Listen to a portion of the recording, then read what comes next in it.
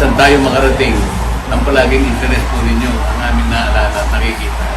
Sana po ay may pagpatuloy nating lahat ito. Pero kayo naman po, huwag kayo mawala ng pag-asa. Habang tayo nabubuhay po ay may pag-asa. Nakakalungkot po na pangyayari itong pagbibigay ng benefits para sa mga millions of PhilHealth members na matagal ibigay, kung ibigay napakaliit. Halos hindi mo maramdaman yung tulong. Tapos, nandun lang, nakatiwang 190 billion, tapos inilipat sa National Treasury, gagamitin na sa mga unprogrammed funds. Ano yun?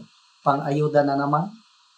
What's up mga kababayan? News That Matters here. Dito sa video natin ngayon ay ating panonoorin si General Macanas. Nag-alyansa na itong Siyam na minority committee leaders dito sa bangag na administrasyon mga kababayan, na kung saan ay ang kanilang hiling ay itigil na ang pagtatransfer ng excess funds ng PhilHealth na huwag gamitin sa mga unprogrammed funds ng mga congressman at congresswoman na dapat ay nakatuon mga kababayan itong ang pondo ng PhilHealth sa kalusugan ng ordinaryong mamamayan. Tama nga naman. Namantakin nyo yun mga kababayan. Noong May 2024, nasa 20 billion ang kanilang kinuha at noong August naman ay nasa 10 billion. Na ngayon ay pati ang naiipong pondo ng buwan ng Oktubre at Nobyembre sa pilitang pinapatransfer din ng mga buhayang kongreso sa kanilang mga unprogrammed funds. Naku naman po. Kaya hindi katakataka na magpahanggang ngayon walang nangyayaring magaganda sa mga kahospitalan na kaysa maging magaan, pahirapan pa ang pag-a-admit ng taong bayan sa panahon ng emergency. Hay nako, saan nga naman pupulutin ang bansang Pilipinas kung ganito na ang nangyayari na pinagtutulungan ng mga House of Crocs ang mga minority leaders natin, sapagkat alam nila na may kapit sila sa bangag na administrasyon. Grabe talaga. Pero bagong lahat mga kababayan, ating munang panoorin, o bigyang highlight itong si Congressman Marcoleta na naglilingkod sa kanyang lungsod. Yes, Juan. Sandali lang. Alam natin, napakahirap ng kalagayan ng mga mamamayan ngayon. Hindi lamang sa pangunahing mga kailangan ng pagkain, lalong-lalo na yung gamot sa mga pag tumutulsa na tayo sa kanila, ito nandun tayo. Kahit ano lang, magbigay tayo sa kanila. Makita naman nila, kahit sa munting magagawa natin, naalala natin sila. So, paano po natin sir na-identify yung condition why PACC? Meron kaming coordinator dito sa Panay Island. Sila yung nag-determine kung sino-sino. Pero ang criteria namin palagi, unahin natin yung mga mahihirap kasi sila yung unang-unang dapat na matulungan natin. Yan ang may puso mga kababayan. Yan ang dapat iboto sa pagkasenado. Hindi lang yung kilalang sa pangalan. Ganyan dapat yung may puso, yung unahin ang kapakanan ng taong bayan. Sir, upon organizing this mission, ano po yung mga lessons na nakukuha natin during the pag-organize ng ating mga ganitong activities? Ang lesson ay nakikita namin lalo yung actual na pangangailangan ng ating mga sektor. Kaya palagi nang nilalaban namin. Sana nga po darating ang panahon na kapag nagsama-sama tayong lahat, kukunti na lang sana yung mahirap. Kung po pwede nga ma-eliminate na natin ang mahirap. Kahit na mawala na yung sektor ko, kung wala nang mahirap, maligaya na rin ako kahit mawala na ako sa Congress. Kasi yung mga mahihirap, kapag graduate na natin sila, mas magandang magiging kalagayan nila. And sa tingin niyo po sir, ano po yung impact ng ating activity tulad itong medical mission? Buti pa tong congressman may pangarap para sa atin. Pero yung presidente natin, yung mga senador, meron ba kayo naririnig sa kanila? Sa mga tao po. Yung impact, nakikita ng mga tao na hindi lamang ako nakikipaglaban, kung hindi yung makikipaglaban, nakikita nila. Kung tinatranslate ko dun sa gawa, imbes na puro kami away ng away doon, makita naman nila yung pag-aaway na yun, meron kaming ginagawa para matulungan ang ating mamamayan. Very nice po sir. And lastly po, yung Nakikita naman po yun, Congressman Marcoleta, nang nakararami, no, kung paano ka tumindig para sa katotohanan at ipaglaban itong karapatan naming mga ordinaryong mamamayan. Kaya doon pa lamang, marami pong salamat, Congressman Marcoleta. ano po ba yung message natin na maiiwan sa mga pasilyo? Ang message po ay huwag po kayong mawawala ng pag-asa. Ang inyo pong lingkod habang binibigyan ng kapangyarihan para kayong ilaban, para kayong paglingkuran. Hindi po kami tumitigil. Kahit na maliit na bagay lamang po ay makilala ninyo yung pagsisikap namin. Hanggang kahit saan tayo makarating, ang palaging interest po ninyo ang aming naalala at nakikita. Sana po ay may pagpatuloy nating lahat ito. Pero kayo naman po, huwag kayo mawala ng pag-asa. Habang tayo nabubuhay po ay may pag-asa. Wow, that's very nice. Congressman, pwede mo bang magpapicture yung team? Oo naman. Nakakatuwa naman. Wala, cellphone ko.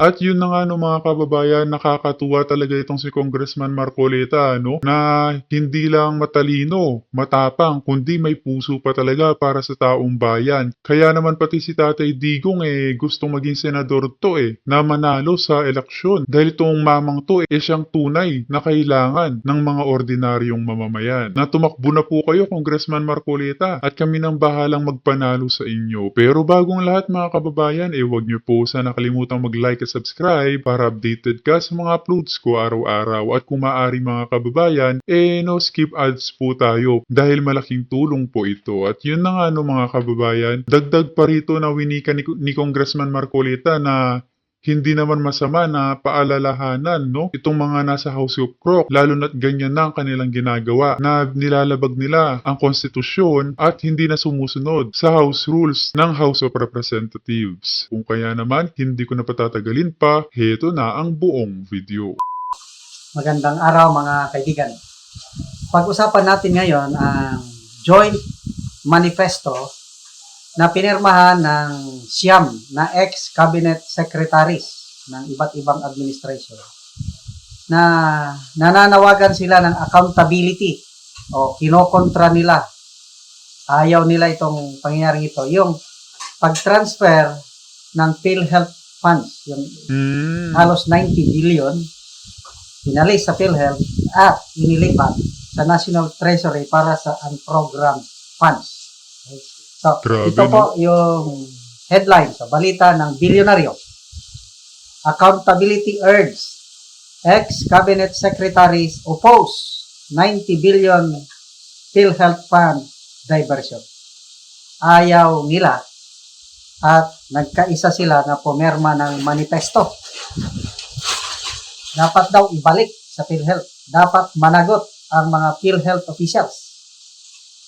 Okay, so Tama sino-sino itong siyam na former cabinet secretaries? Number 1,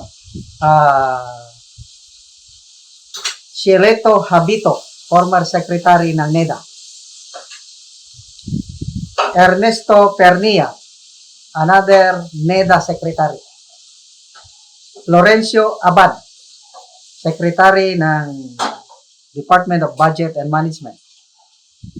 Enrique Una, secretary ng DOH. Alberto Aldaba Lim, secretary ng Department of Tourism. Edelberto De Jesus, secretary ng DepEd. Diwa Gunigondo, deputy governor ng Bangko Sentral ng Pilipinas.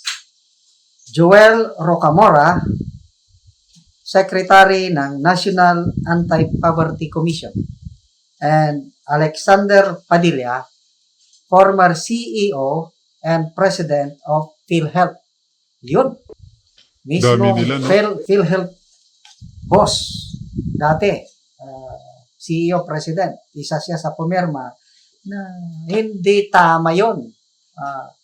I think sa isang hearing sa Kamara ba o sa Senado, nagsalita yung CEO ng PhilHealth. Sabi niya, nautosan lang po ako. The President told me to transfer. I'm just a good soldier. Sumusunod lang ako sa utos. So, talagang Ano sa tingin niyo ang rason mga kababayan kung bakit nilipat itong mga bilyones na pondo na dapat nakafocus sa pagpapaganda ng mga kahospitalan? Na binubulsa ba ng mga buwayang kongreso na naupo ngayon kaya pinagtutulungan ang mga minority leaders? Grabe naman yan. ano ito? Sinadya na ilipat. Okay, so anong dahilan? Bakit itong siyam na former cabinet secretaries kumukontra? Sabi nila, the excess funds of PhilHealth should not be considered savings.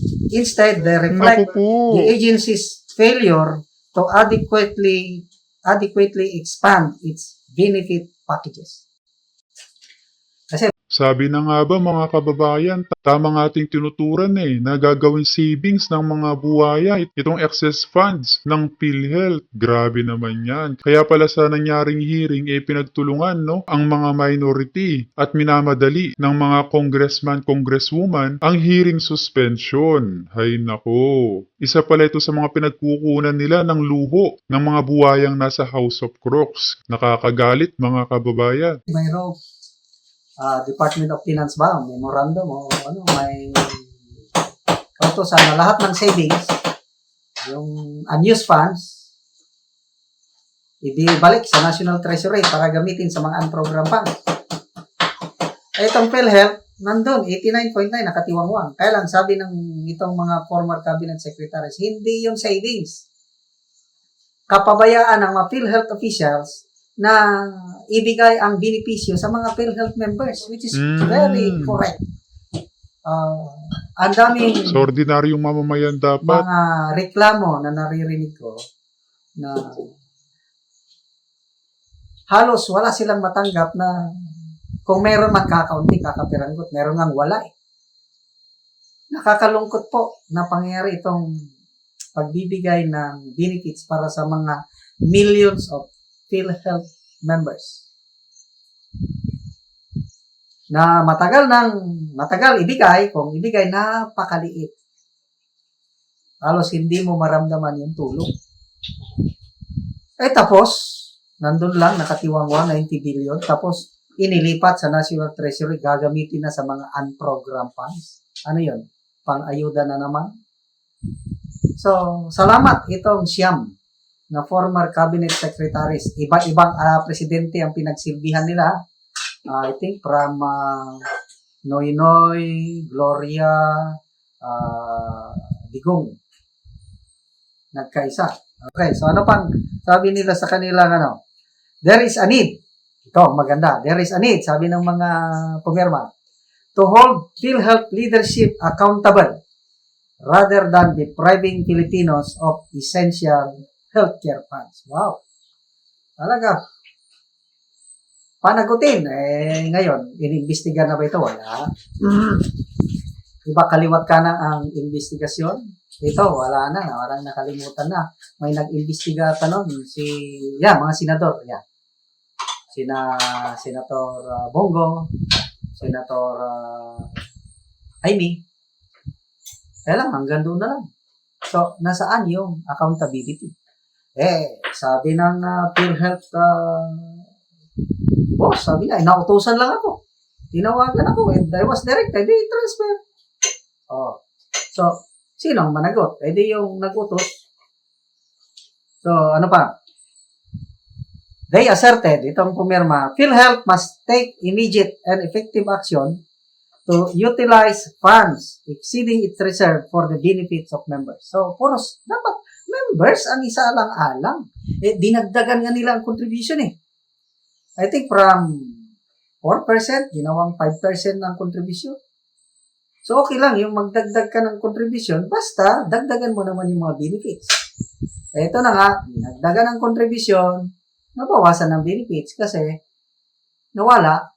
I don't know saan nila gagamitin yung 90 billion pesos. Naku, baka dumagdag lang ang mga luxury bags, luxury watches ng mga yan. Pati mga mamahaling sasakyan dumagdag ang kanilang mga koleksyon. Wala na silang pinalalagpas mga kababayan. Okay, dagdag pa nito. Okay, medyo nawala. So, sana may patutunguhan itong issue na ito. I think, meron nang nagsampa ng reklamo sa Supreme Court. Hindi ko lang alam kung kaninong grupo, but I'm sure, inireklamo na ito sa Supreme Court. Okay, the signatories argued that funding for other programs should originate from general appropriations, which Congress and the Executive choose not to pursue. Eh bakit pakialaman ang ng PhilHealth? Diba? Hindi ko maintindihan ang nangyayaring ito. Ang naghihirap ngayon, mga ordinary members ng Correct. Okay, so, ito pa.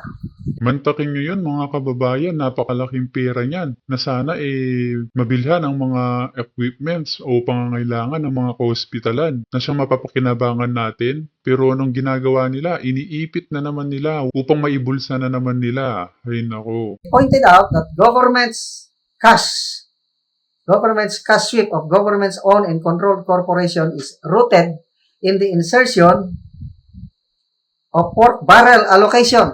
Ito na. Pork barrel allocation Sabi ko na ba into the 2024 General Appropriations Act, which has displaced essential priority projects. Ito na, yung isiningit na mga... So, talaga, nandyan pa rin yung pork barrel funds. Iba-iba lang ang pangalan. So, singit. Kaya, na-displace yung mga kaya nawalan ng pera ng gobyerno. Ayun. Kung saan naganap, pati PhilHealth, pinakialaman. So, yung bigla ang pagbenta ng gold reserves ng Bangko Sentral na hindi man lang tayo pinaala, ayun. Tinago ba?